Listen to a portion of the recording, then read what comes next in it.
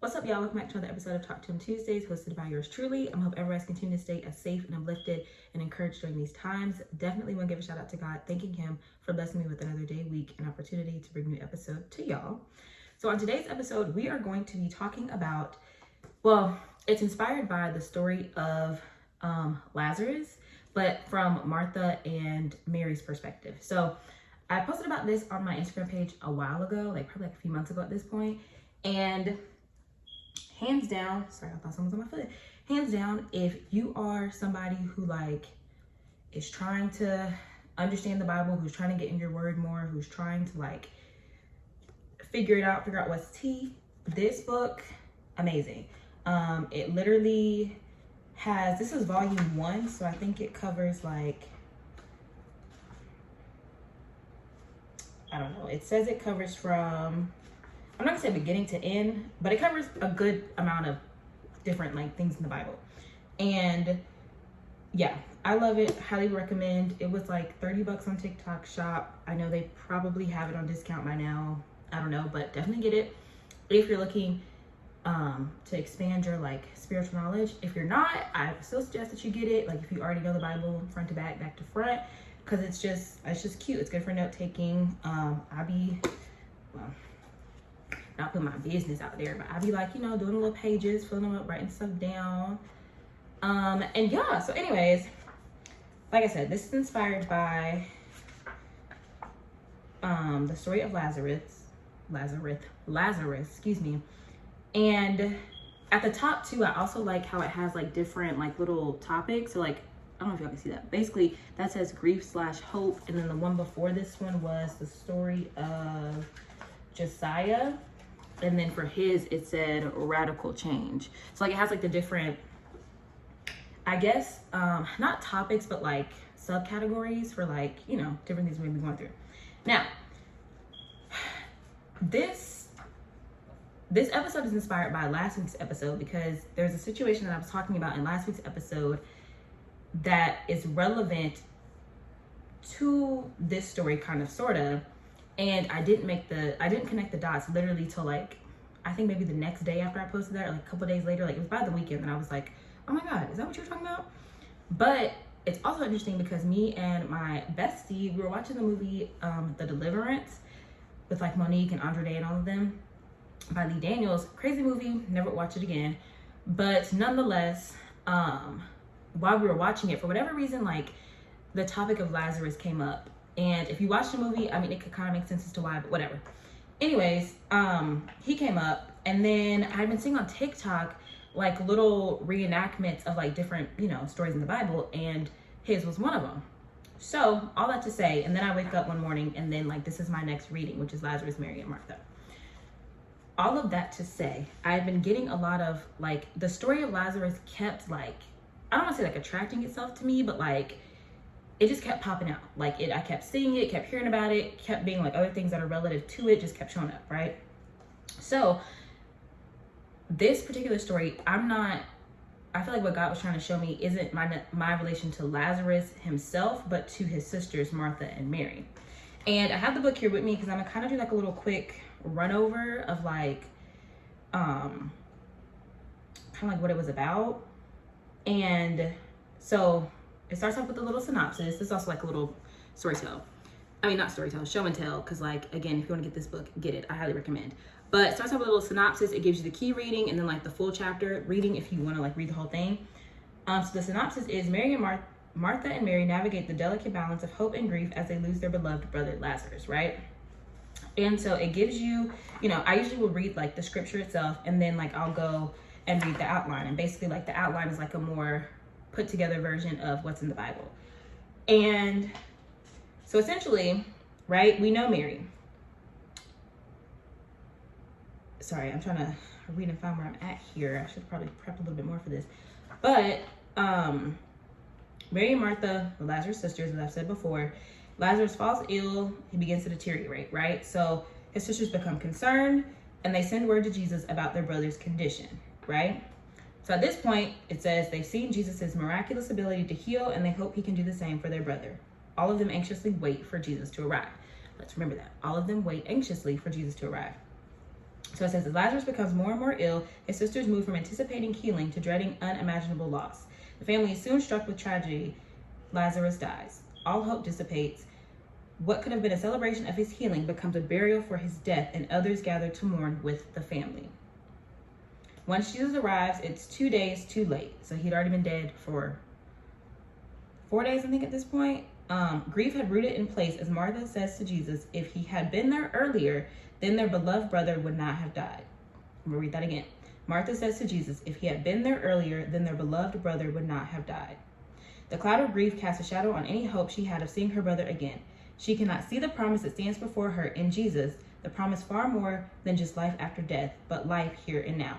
She does not fully understand what Jesus means to do, but even in her grief, she chooses to confide in Jesus, right?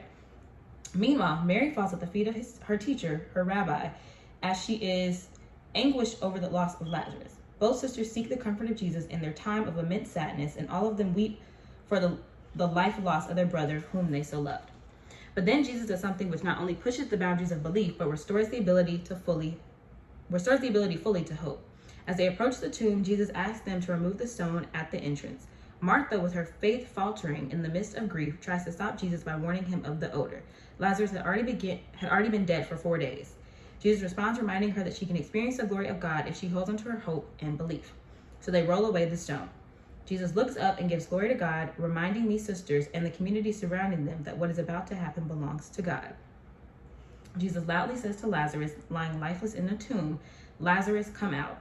He walks out of the tomb. The grief of Lazarus' family transforms into wonder. Those who witness the miracle put their faith in Jesus. They experience the glory of God. Okay, cool, right? Incredible story, right? And so, as I literally just read, it's about the two sisters. They were very hopeful and faithful in God, right? They were like, okay, we're gonna send a word out to God. We know Jesus is gonna come through, right? Okay, cool. Their brother ends up dying, right? So then, as I read and you all heard, their faith starts to dissipate because they're now facing a reality, right? Now it's like, okay, well, I called to God. He didn't come. At this time, they're thinking, right, I called to God. He didn't come. Now my brother's dying, which then turns into death, right? So then Jesus shows up. Now, and see, this is why I'm still learning also. I'm trying to figure out why I said he came 2 days too late. And that might be more like in the story of itself. I don't know, because at that point it said Lazarus had been dead for 4 days. So I don't know if Jesus came. Oh, duh, Jada. Jesus came 2 days after their brother died. So at that point, he had already been dead for 4 days. Duh. But anyways, so Jesus shows up, right? So then they're like, Jesus. Martha says, and I'm gonna read it again because this is important. She said, if he had been there earlier, the beloved brother would not have died. Okay, boom. So now Jesus is like, they mourn, he lets them mourn, cool, whatever. By the end of the story, literally, as I just read, y'all know Jesus comes through, tells Lazarus to come out. He comes out. Even then, before, as Jesus is telling them to move the stone so Lazarus, so he can do what he needs to do, Mary is still like, God, it stinks in there. I want you to be aware of the fact that it stinks in there and that we probably shouldn't open. I'm not gonna say she did say that they shouldn't have, but it's more of a be wary. I don't know if this is a good idea because he's been dead for 4 days. It's a horrible stench. Didn't face Jesus at all. Jesus knew what he was there to do.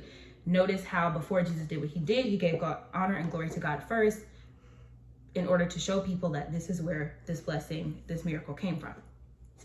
Now, to relate that to me, with one of the situations I was talking about in the last episode, I had literally went through the same phases Mary and Martha went through, right? I had this full pace of hope in the beginning, and then it started to dissipate as I started to like I said in the last video, let the devil start working my mind. He was trying to get me to think all these things, and then I started to get distracted from what I knew to be true, right?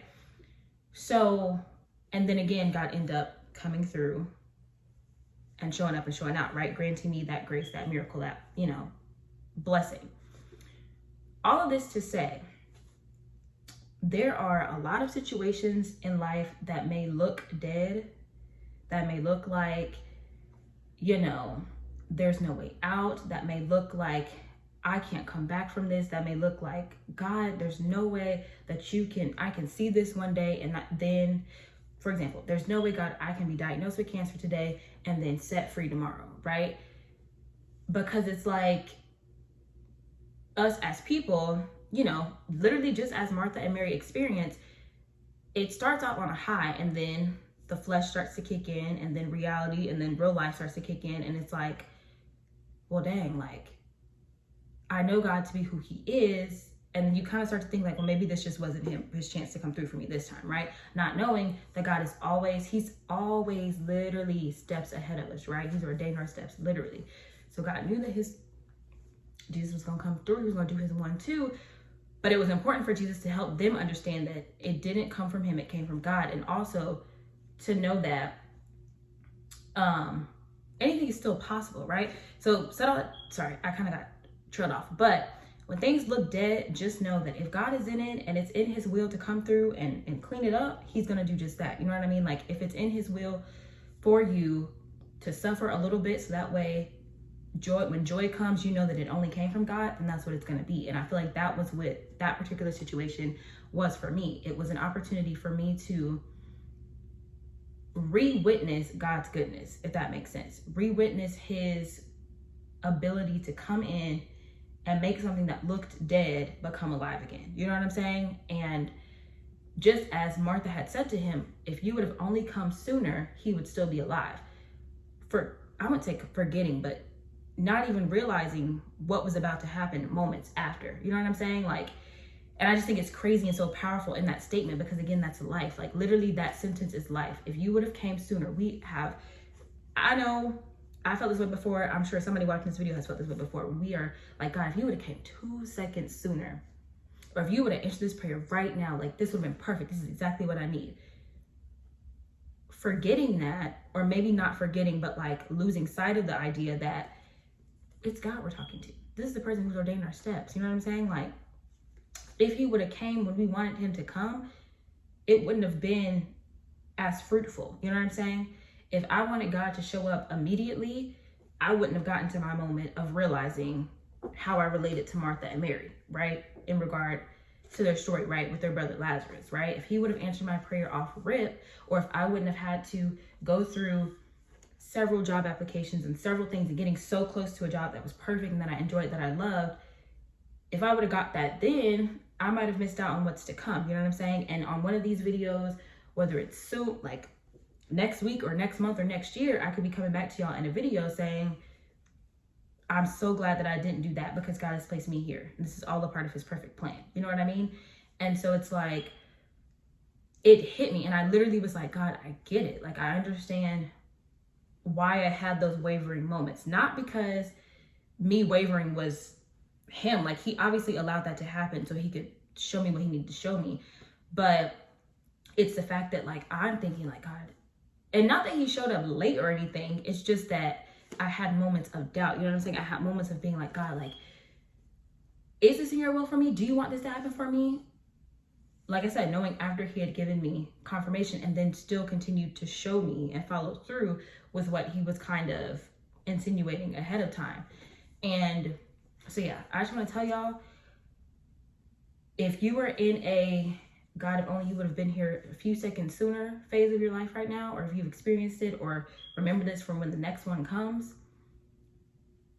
it as difficult as it may be, right? Because even still in some situations, we still may not get the answer that we think we want, but it's like God truly does know best. And that is a whole separate other thing. Definitely something you should still believe in God for, because again, he knows best. He has all of our steps ordained.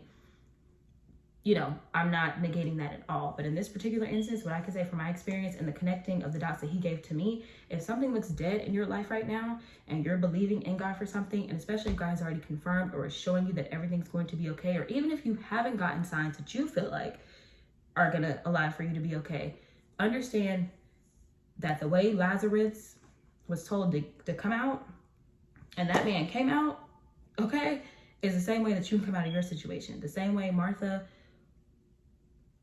felt like if he would have been there just a nick of time sooner, it's the same way that the way he showed them, oh, don't worry about it, baby. Like, if it's in my will, I got you. He's going to have you. So don't let what looks dead scare you. Don't let what looks dead think you. Don't let what looks dead make you think that it can't come alive again. Don't let what looks dead make you question God, even though it can be a natural thing, and I get that. But just knowing, in the same way that he literally allow God to move your stone, basically is what I'm saying. Allow him to move away the stone, or allow him to give you the opportunity to move away your own stone, versus having the concept of, okay, the body's been in there for 4 days. It stinks. God, like, are you sure? Let him move it. You know what I mean? Like, he knows what he's doing. He's very much aware, very much in tune. You get what I'm saying? So what looks dead isn't always dead. I promise you that. And how I learned, it had to click for me that, like, I was experiencing my Martha and Mary moment, is the same way that he could do the same thing for you. So just take it into account, take heed, and just continue to trust him, because he can bring what was dead alive, you know, and for that I am forever going to be grateful. So yeah, I hope you guys enjoyed this video. Again, I really truly do recommend this book. It's really amazing. I'm almost done with volume 1. I think there's a volume 2, so when I get done with this one, I'll probably tap into that one. But yeah, as always, if it blessed you, please share it. I will see you guys in the next episode. I love you. Bye.